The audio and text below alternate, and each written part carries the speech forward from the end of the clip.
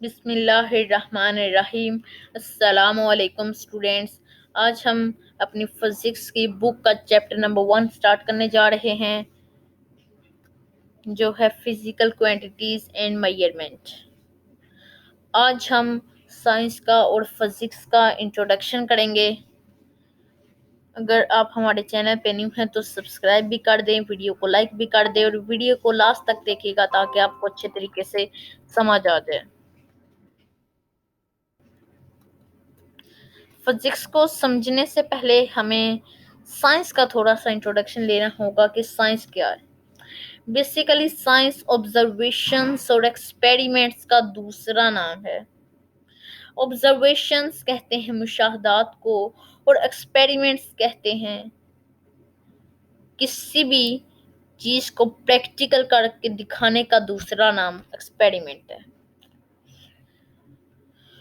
तो early edges में शुरू में लोग नेचर की स्टडी करने लगे, उनके मुशाहदात करने लगे। उन्होंने जब मुशाहदात स्टडी करने शुरू कर दिए, मुशाहदात करने शुरू कर दिए, तो आहिस्ता आहिस्ता न्यू जनरेशन आई। तो न्यू जनरेशन ने इसके ऊपर एक्सपेरिमेंट्स किए और उन्होंने एक बुक बना दी, natural philosophy. Natural philosophy single subject था। अब इसे डिवाइड करने की जरूरत पड़ गई साइंसेस में। एक उन्होंने रख दी बायोलॉजिकल साइंस और एक फिजिकल साइंस। आगे फिजिकल साइंस को डिवाइड कर दिया, फिर इन्होंने बायोलॉजिकल साइंस को डिवाइड कर दिया। उन दोनों ब्रांचेस में से एक ब्रांच फिजिकल साइंस है और फिजिकल साइंस में से एक ब्रांच फिजिक्स है, जो आज का हमारा टॉपिक है कि फिजिक्स होती क्या है। और आगे फिर फिजिक्स को भी डिवाइड करने की जरूरत पड़ गई, उससे बहुत ज्यादा ब्रांचेस में डिवाइड कर दिया गया। और जिन ब्रांचेस में डिवाइड कर दिया गया उन ब्रांचेस को भी नेक्स्ट डिवाइड कर दिया गया। अब ये बातें हो गई हैं, अब साइंस को जरा एक्सप्लेन करते हैं कि साइंस है क्या। बेसिकली साइंस ऑब्जर्वेशंस और एक्सपेरिमेंट्स का दूसरा नाम है। ये लैटिन वर्ड सेंशिया से निकला है, जिसका मतलब है नॉलेज। कौन सा नॉलेज? वो नॉलेज जो हमें दुनिया की अंडरस्टैंडिंग प्रोवाइड करता है। वो नॉलेज जो हमें दुनिया की अंडरस्टैंडिंग प्रोवाइड करे कि ये दुनिया कैसे काम करती है, इस दुनिया में क्या क्या चीजें हैं, इस दुनिया की नेचर क्या है। ये है science. The knowledge gained through observations and experimentations is called science. The word science is derived from Latin word scientia, which means knowledge. अब फिजिक्स की तरफ आते हैं कि फिजिक्स क्या है। फिजिक्स एक फिजिकल साइंस की ब्रांच है जिसके अंदर हम मैटर और एनर्जी की स्टडी करते हैं और उनका आपस में क्या रिलेशनशिप होता है, उनके दरमियान इंटरैक्शन क्या होता है, वो स्टडी करते हैं हम फिजिक्स में। The branch of a science that deals with the study of matter, energy and their interaction between them. अब मैटर क्या है और एनर्जी क्या है?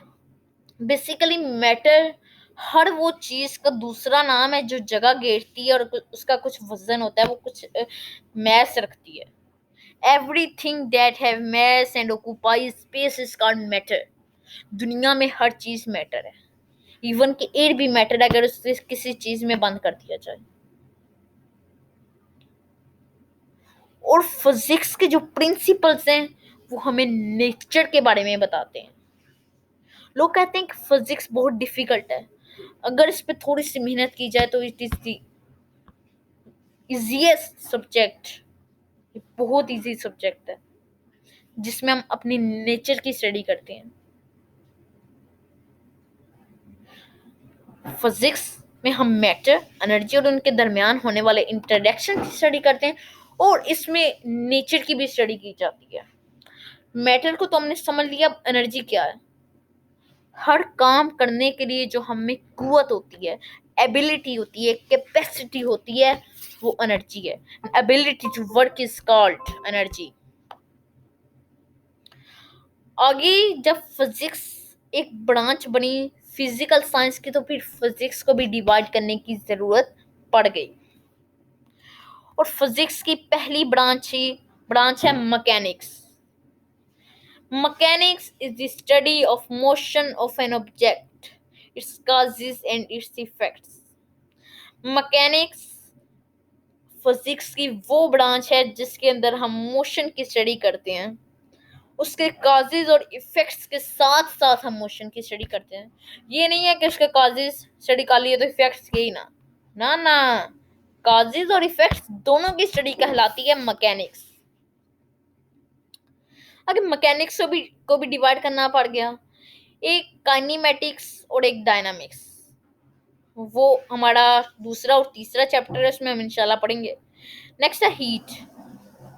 हीट में हम स्टडी करते हैं टेम्परेचर के बारे में, हीट की नेचर के बारे में, हीट कैसे ट्रांसफर होती है, इसके असरात क्या हैं और इसके काजेस क्या हैं, वो सारा कुछ हम फिजिक्स की ब्रांच हीट में स्टडी करते हैं। The branch of physics deals with the nature of heat, modes of transfer and effects of heat. Heat का सबसे बड़ा सोर्स सन है, जो हमें सबसे ज्यादा हीट प्रोवाइड करता है। सेकंड पे आग है, फायर है। पुराने जमाने में लोग लकड़ियों से आग जलाया करते थे, अब गैस निकल आई है। तब वो वाले खाने में कम नुकसानात और इस खाने में बहुत ज्यादा नुकसान आते हैं। ये सारा कुछ भी हम हीट के अंडर स्टडी करते हैं। नेक्स्ट है साउंड। साउंड फिजिक्स की वो ब्रांच है जिसके अंदर हम साउंड वेव्स की स्टडी करते हैं, कि उनके फिजिकल एस्पेक्ट्स की स्टडी करते हैं, उनकी खसूसियात की स्टडी करते हैं, कौन से किस जरिए से, किस मीडियम के जरिए साउंड पास होती है और उनकी प्रोडक्शन कैसे होती है, उनकी एप्लीकेशंस क्या है, वो सारा कुछ हम साउंड में स्टडी करते हैं। जैसे मैं बोल रहा हूँ, मेरे अंदर से वेव्स निकल रही हैं, वो वेव्स आ पूरी दुनिया तक नहीं पहुंच पा रही, वो जस्ट मेरे जो करीब लोग हैं उन तक पहुंच पाएंगे। नेक्स्ट है लाइट। इसे ऑप्टिक्स भी कहते हैं। लाइट फिजिक्स की वो ब्रांच है जिसके अंदर हम लाइट के फिजिकल एस्पेक्ट्स, उसकी खसूसियात, कि ये कैसे वर्क करती है, ये कैसे ट्रांसफॉर्म होती है, इसकी चार्ज क्या है, और जिन जो ऑप्टिकल इंस्ट्रूमेंट्स जो हमें लाइट प्रोवाइड करते हैं उनका यूज कैसे किया जाता है, ये सारा कुछ हम लाइट और ऑप्टिक्स में स्टडी करते हैं। नेक्स्ट है electricity and magnetism. Electricity and magnetism वो ब्रांच है फिजिक्स की जिसके अंदर हम चार्जेस के बारे में स्टडी करते हैं, चाहे वो रेस्ट में हो चाहे वो मोशन में हो, और उनका मैग्नेटिज्म के साथ रिलेशनशिप क्या है और क्या इफेक्ट करते हैं। It is the study of charges at rest and in motion, their effects and their relationship with magnetism. उनका, हाँ, सवाल पैदा होता है कि सर इनका रिलेशनशिप क्या है। इलेक्ट्रिसिटी एंड मैग्नेटिज्म का ये रिलेशनशिप है कि क्योंकि इलेक्ट्रिसिटी से ही मैग्नेटिज्म बनाई जा सकती है और मैग्नेटिज्म से हम इलेक्ट्रिसिटी प्रोड्यूस कर सकते हैं।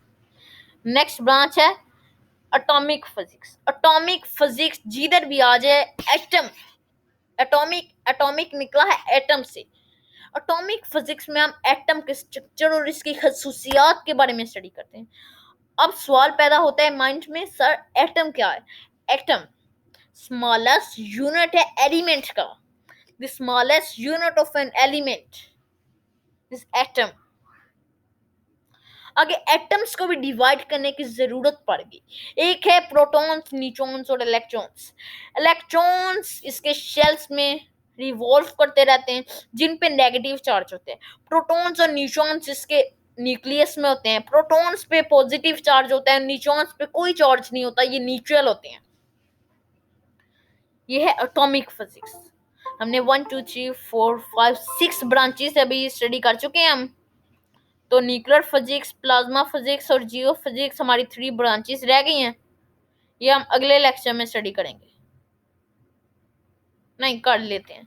Nuclear physics, nuclear physics physics की वो ब्रांच है जिसके अंदर हम न्यूक्लाई की स्टडी करते हैं और न्यूक्लाई के अंदर कौन से पार्टिकल्स होते हैं वो उनकी स्टडी करते हैं। जैसे न्यूक्लाई यानी न्यूक्लियस, न्यूक्लियस एटम के सेंटर में होता है और उसके अंदर पार्टिकल्स होते हैं, प्रोटॉन्स और न्यूट्रॉन्स, उनकी सारी स्टडी कहलाती है न्यूक्लियर फिजिक्स। नेक्स्ट आती है plasma physics. Plasma physics physics की वो ब्रांच है जिसके अंदर हम आयोनिक स्टेट ऑफ मैटर, जो फोर्थ स्टेट ऑफ मैटर है, उसकी स्टडी करते हैं। प्लाज्मा फोर्थ स्टेट है मैटर की, जिसे हमें आयोनिक स्टेट भी कहा जाता है।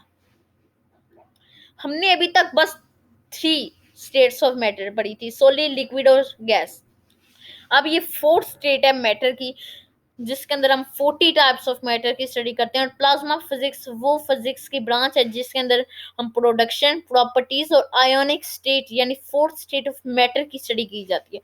नेक्स्ट ब्रांच हमारे पास आ जाती है जियो फिजिक्स। जियो निकला है अर्थ से, physics study of matter, energy and there interaction, यानी फिजिक्स की वो ब्रांच जिसके अंदर हम अर्थ की स्टडी करें, अर्थ के इंटरनल स्ट्रक्चर की स्टडी करते हैं, वो है जियो फिजिक्स। अब आपका अगर कोई क्वेश्चन हो तो आप कमेंट सेक्शन में पूछ सकते हैं। तब तक के लिए इजाजत दीजिएगा। अल्लाह हाफिज। अगले लेक्चर में